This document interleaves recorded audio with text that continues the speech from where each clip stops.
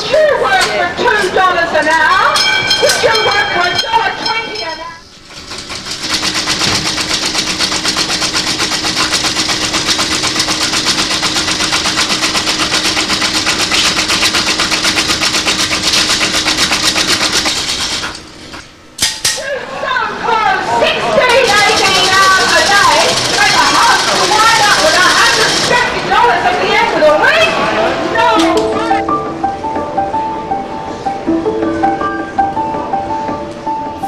Start our working when we first came to Australia. That was 8 years ago, and I was 11 years old. At 11 years old, you do little things, like turning the garments over. I remember doing the ironing with my brother, ironing of facings onto the garments and all that. That left a lot of scars on me, and it's just memory. I started learning how to be on the machine sew and do practically everything to finish the garment. Going home means going to work, going home is there's work at home to be done, so ironically going home is going to work.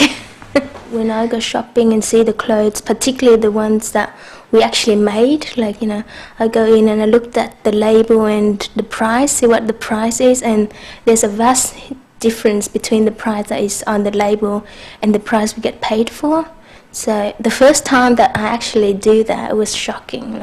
First-hand experiences in our work, it's always given me a lesson of how hard it is in life, how hard it is to make money, so not to waste money. I always felt that my parents sacrificed too much. It's not really their life, they are living for us. So they're doing all they can just so that we could have a better life.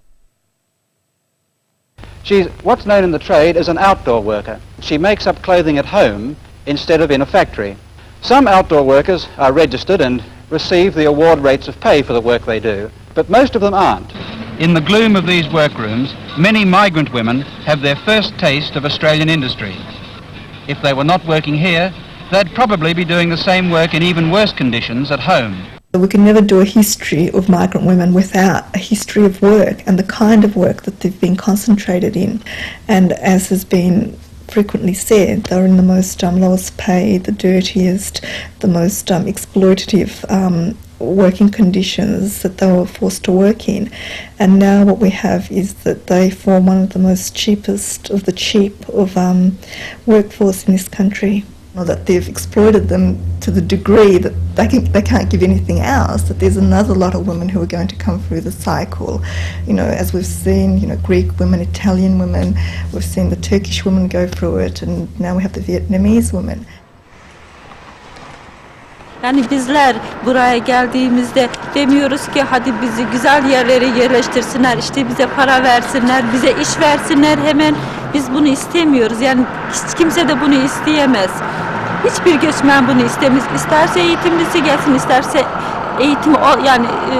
herhangi bir okulu bitirmemiş olan insanlar buraya gelsin, bu böyle olmayacaktır.